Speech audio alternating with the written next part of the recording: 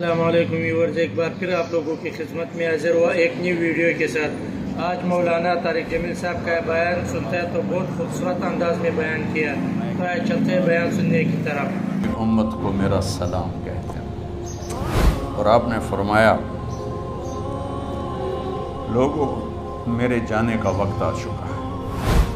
آپ نے فرمایا فضل میرا قرضہ ذمے لیتے،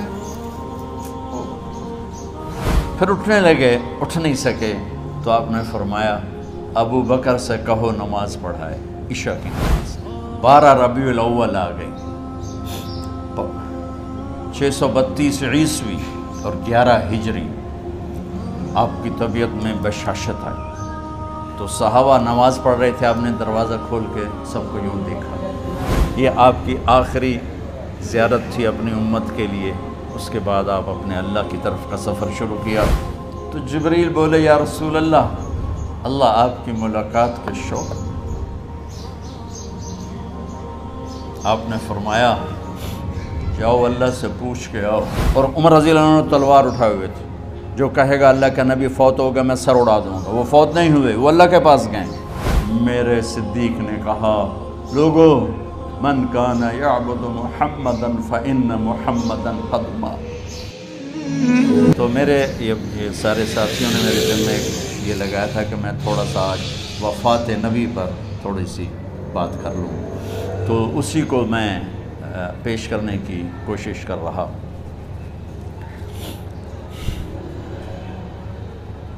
تو 53 برس کی عمر میں آپ نے مکہ سے مدینہ کی ہجرت فرمائی، اور 10 برس آپ نے مدینہ میں قیام فرمایا۔ 11 ہجری میں آپ حج کے لیے تشریف لے گئے، اور یہ صورت آئی 11 تاریخ کو، 11 حج کے، ذوالحج، اذا جاء نصر اللہ والفتح۔ اس میں اشارہ تھا کہ میرے نبی آپ کا مشن مکمل ہو چکا ہے، اب آپ ہمارے پاس آنے کی تیاری فرمائیں۔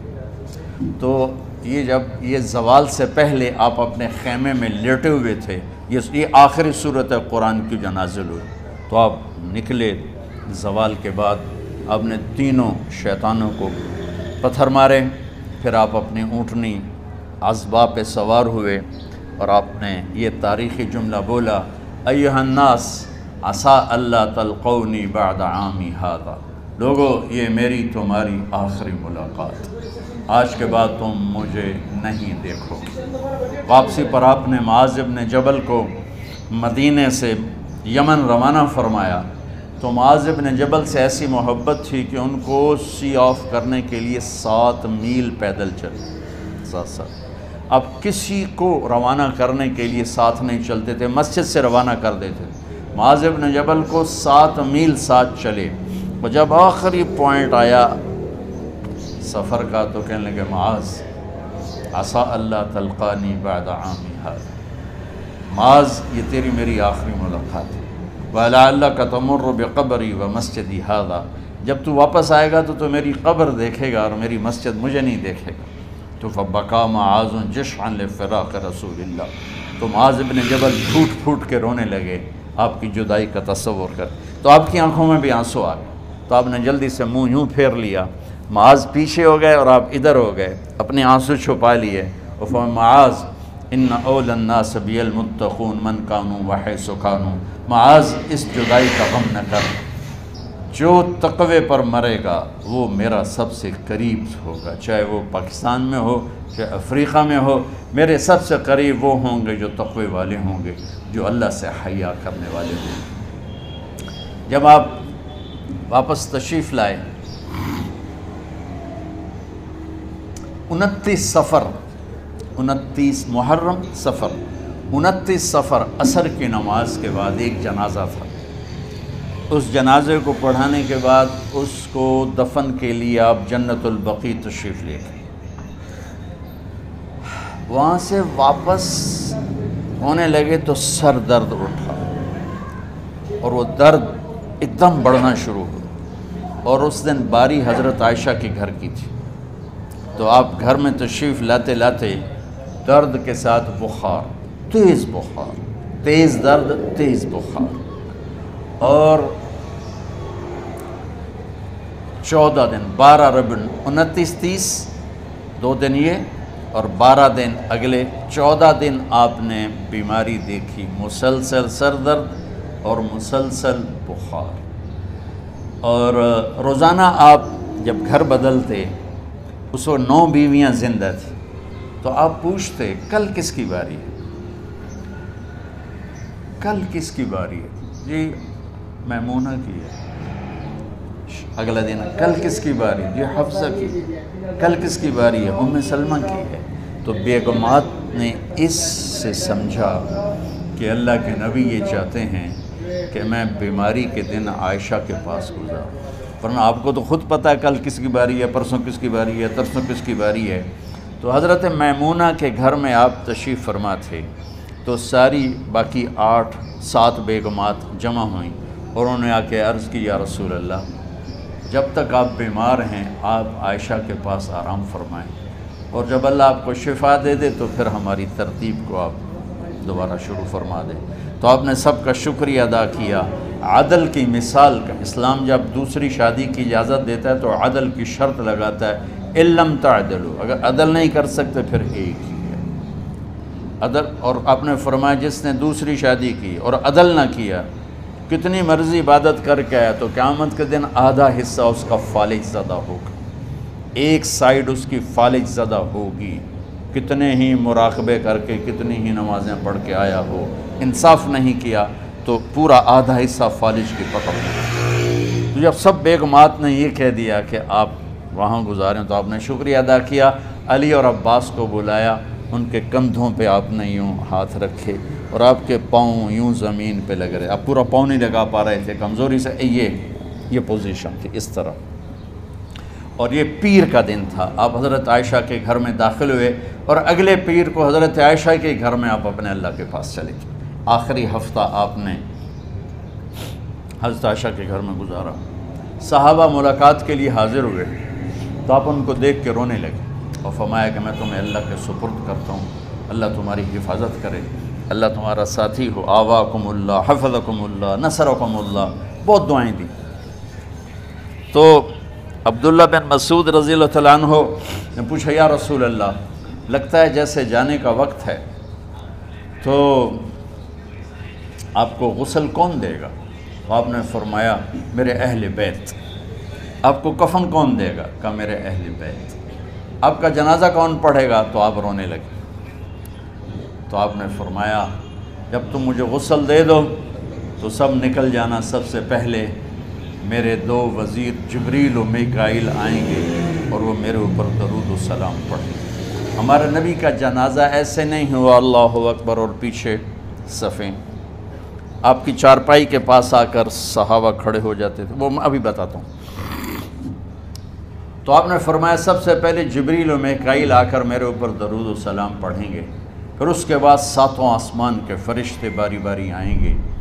جب وہ چلے جائیں گے تو پھر سب سے پہلے میرے خاندان، میرے اہل بیت کے مرد آ کر میرے اوپر سلام پڑھیں گے، پھر ان کی خواتین آ کر سلام پڑھیں گی، پھر ان کے بچے آئیں گے، پھر ان کے نوکر اور نوکرانی آئیں گی، اس کے بعد مہاجرین مکے کے قریش آئیں گے، اس کے بعد ان کی عورتیں آئیں گی، ان کے بچے آئیں گے، ان کے نوکر اور نوکرانی آئیں گی، اس کے بعد مدینہ والے آئیں گے، پھر مدینہ کی خواتین آئیں گی، پھر ان کے نوکر نوکرانی آئیں گے، اور اس کے بعد مجھے تم اللہ کے سپرد کر دینا.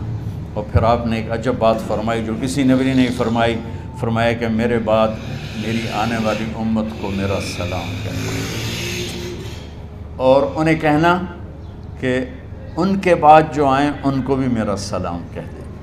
اور اس طرح میرے سلام کو قیامت تک اللہ کے نبی نے پہنچایا کہ ہر آنے والی امت، ہر آنے والی نسل اگلی نسل کو اس نبی کا سلام پہنچائے. آپ کے جانے میں 5 دن باقی تھے تو آپ نے فرمایا مجھے 7 کنوؤں کے پانی سے غسل کرواؤ. تو 7 کنوؤں سے پانی لایا گیا مشکیزوں میں بھر کے. تو حضرت عائشہ کے گھر میں کوئی ایسا ٹب نہیں تھا جس میں بیٹھ کے وہ آپ نہا سکتے، تو حضرت حفصہ کے گھر سے ٹب منگوایا گیا. آپ اس میں بیٹھے، تہمت باندھا ہوا تھا، کرتا اتارا اور آپ پر 7 کنووں کا پانی ڈالا گیا تھوڑا تھوڑا تھوڑا تھوڑا تھوڑا تھوڑا، تو اس سے بخار کی شدت کم ہوئی، اور آپ سر درد کی وجہ سے آپ نے ایسے پٹی باندھی سرخ رنگ کی، اور اس کے بعد حضرت علی اور فضل بن عباس کے کندھوں کا آسرا لے کر آپ مسجد میں تشریف لائے، اور آپ ممبر پر بیٹھے اور آپ نے فرمایا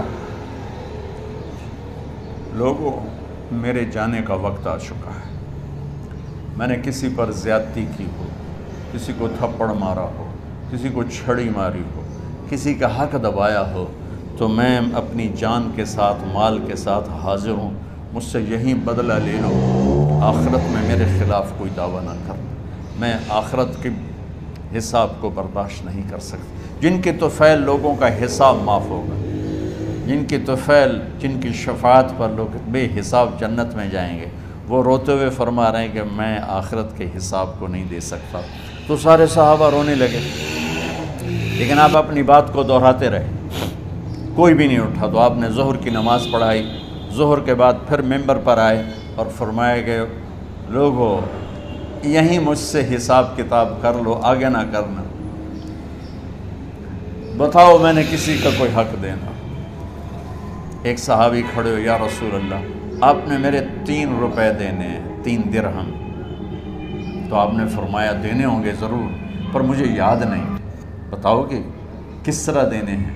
کہ یا رسول اللہ آپ کے پاس سائل آیا تھا، آپ سے مانگا، آپ کے پاس تھے نہیں، تو آپ نے مجھ سے کہا تیرے پاس کچھ ہیں؟ تو میرے پاس 3 درہم تھے، تو آپ نے فرمایا تو دے دے، میں بعد میں ادا کر دوں گا۔ تو ہاں یاد آ گیا، میرے نبی کے گھر میں تو تیل نہیں تھا، ایک چھٹانگ جس سے چراغ جلتا، پیسہ کہاں سے آتا؟ تو آپ کے سامنے آپ کے کزن فضل بن عباس کھڑے تھے، آپ نے فرمایا فضل میرا قرضہ ذمے لیتے ہو؟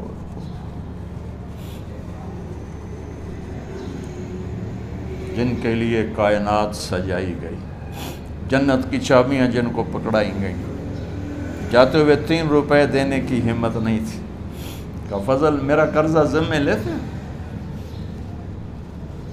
کہ جی یا رسول میں اپنے ذمے لیتا ہوں۔ کہ اس سے لے لینا۔ آپ گھر تشریف لے گئے، نماز کے لیے آتے تھے، پڑھاتے تھے۔ جمعرات کو عشاء کی نماز پڑھانے کے لیے اٹھ نہیں سکے، گر گئے، پھر اٹھنے لگے، اٹھ نہیں سکے، گر گئے، پھر اٹھنے لگے، اٹھ نہیں سکے۔ تو آپ نے فرمایا ابو بکر سے کہو نماز پڑھائے، عشاء کی نماز۔ ابو بکر ذرا پیچھے کھڑے تھے، عمر آگے کھڑے تھے، تو لوگوں نے کہا نماز ہی پڑھاونی، کوئی پڑھا دے۔ تو انہوں نے حضرت عمر کو آگے کیا، انہوں نے کہا اللہ اکبر۔ جب حضرت عمر کی تکبیر سنی تو آپ نے اندر سے زور سے فرمایا عمر کو پیچھے کرو، ابو بکر کو آگے کرو، میرے رب کا فرمان ہے میرے مصلی پر ابو بکر کے سوا اور کوئی کھڑا نہیں ہو سکتا۔ جمعرات کی عشاء، جمعہ ہفتہ اتوار کی 15 نمازیں، اور پیر کی فجر کی 16 اور جمعرات والی 17 نمازیں ابو بکر نے پڑھائیں میرے نبی کی موجودگی میں۔ ہفتے کے دن ظہر یا عصر میں آپ علی و فضل بن عباس کے کندھوں پر ہاتھ رکھ کے مسجد میں داخل ہوئے اور ابو بکر نماز پڑھا رہے تھے۔ ادھر محسوس ہوا کہ اللہ کے نبی آ رہے ہیں، تو ابو بکر نے یوں پیچھے ہٹنا شروع کیا ایسے تاکہ مصلی سے ہٹ جائیں، تو آپ نے ایسے ہاتھ کا اشارہ فرمایا کہ کھڑے رہو، ہٹو نہیں، کھڑے رہو۔ تو وہ پھر آگے مصلی پر آ گئے، تو آپ تشریف لائے اور الٹے ہاتھ ابو بکر کے ساتھ بیٹھ کر آپ نے ظہر یا عصر کی 4 رکعت نماز ابو بکر کی امامت میں ادا فرمائی۔ یہ آپ کی آخری نماز تھی مسجد کے اندر امت کے ساتھ، اور تشریف لے گئے۔ جمعہ کا دن تھا، جبریل آئے، یا رسول اللہ مجھے اللہ نے بھیجا ہے کہ جاؤ میرے محبوب کا حال پوچھ کے آؤ۔ اللہ اکبر۔ تو اب درد اور بخار دونوں چیزیں تھیں، سر کا درد بھی، ہیوی ویٹ تھا اور بخار بھی، تپش. تو آپ نے کہا جبریل تکلیف ہے، تکلیف میں. ہفتے کا دن پھر جبریل آئے، یا رسول اللہ مجھے اللہ نے بھیجا ہے کہ جاؤ میرے محبوب کا حال پوچھ کے آؤ. پھر آپ نے فرمایا تکلیف میں. اتوار کو پھر جبریل آئے، یا رسول اللہ نے بھیجا ہے کہ جاؤ میرے محبوب کا حال پوچھ کے آؤ. 12 ربیع الاول آ گئی، 632 عیسوی اور 11 ہجری. آپ کی طبیعت میں بشاشت آئی. تو صحابہ نماز پڑھ رہے تھے، آپ نے دروازہ کھول کے سب کو یوں دیکھا. تو حضرت انس فرماتے ہیں ہم سب نماز میں تھے، لیکن جب دروازہ کھلنے کی آواز آئی اور اللہ کے نبی کا چہرہ، تو ہم سب نماز میں یوں ہو گئے. نماز کے اندر ہی سارے اللہ کے نبی کو دیکھنا شروع کر دی، بھول ہی گئے کہ نماز پڑھ رہے ہیں، ایسے گم ہو گئے آپ میں. تو آپ نے جلدی سے دروازہ بند فرما دیا. یہ آپ کی آخری زیارت تھی اپنی امت کے لیے. اس کے بعد آپ اپنے اللہ کی طرف کا سفر شروع کیا. تو اشراق کے بعد آپ نے اپنے بیگمات کو بلایا، ان کو بتایا نہیں کہ میں آج جا رہا ہوں. سب سے ملے، سب کو الوداع کیا اور انہیں بھیجا. اس کے بعد آپ نے حضرت فاطمہ کو بلایا، جنت کی عورتوں کی سردار، سب سے زیادہ محبوب بیٹی، سب سے زیادہ جگر کا ٹکڑا، دل کا ٹکڑا کا، جس نے فاطمہ کو دکھ دیا مجھے دکھ دیا، جس نے اسے سکھ دیا مجھے سکھ دیا. ہاں، ان کو قریب کا، بیٹی قریب ہو. تو ان کے کان میں کہا میں جا رہا. وہ رونے لگی. تو ہم نے کہا رو نہیں، چند دنوں کے بعد تیری میری ملاقات ہو جائے گی سب سے پہلے. تو 6 ماہ بعد حضرت فاطمہ کا بھی 24 سال کی عمر میں یا 25 سال کی عمر میں انتقال ہو گیا. ان کو رخصت فرمایا. پھر آپ نے داماد مولا علی کو بلایا، ان کا سر اپنی گود میں رکھا اور ان کے سر پہ اور کمر پہ ہاتھ پھیرتے رہے اور ان کو دعائیں دیتے رہے. آہستہ آہستہ تھی، آواز اونچی نہیں تھی، پست آواز تھی، اور یوں سر پہ کمر پہ، سر پہ کمر پہ، اور دعائیں دے رہے. ان کو رخصت فرمایا. آخر میں اپنے جگر کے ٹکڑے حسن اور حسین کو بلایا. ایک آپ کو حدیث سناتا ہوں. میرے نبی نے فرمایا اپنے بچوں کو عزت دیا کرو، اکرموا اولادکم. خاص طور پہ ان ماؤں سے کہتا ہوں کہ جب ہم بچوں سے عزت چھین لیتے ہیں، ان سے ہم سب کچھ چھین لیتے ہیں. پڑھے نہیں ہو، اسکول نہیں گئے ہو، ٹیوشن نہیں پڑھی ہے، ہوم ورک نہیں کیا ہے، یہ کیوں کھایا، یہ کیوں پہنا. اس پر جب ماں اور باپ بچے کو ذلیل کرتے ہیں تو آپ یاد رکھیں آپ ان کے دلوں میں اپنے لیے نفرت بھر رہے ہیں. میرے نبی نے فرمایا بچوں کو عزت دو، اولاد کو عزت دو. وہ عزت تمہیں واپس کریں گے جب تمہیں ضرورت ہوگی. جب تم ان کے محتاج بنو گے تو پھر وہ عزت تمہیں واپس ملے گی. اگر ڈانٹ ڈپٹ تربیت کے نام پر کچھ نہیں ملے گا. تو آپ حسن حسین کو کیا عزت دیتے تھے؟ آپ نماز پڑھا رہے ہیں، نماز ہے مسجد کے اندر، گھر میں نہیں ہے، اور آپ سجدے میں گئے، دونوں بھائی کود کے کمر پہ چڑھ گئے.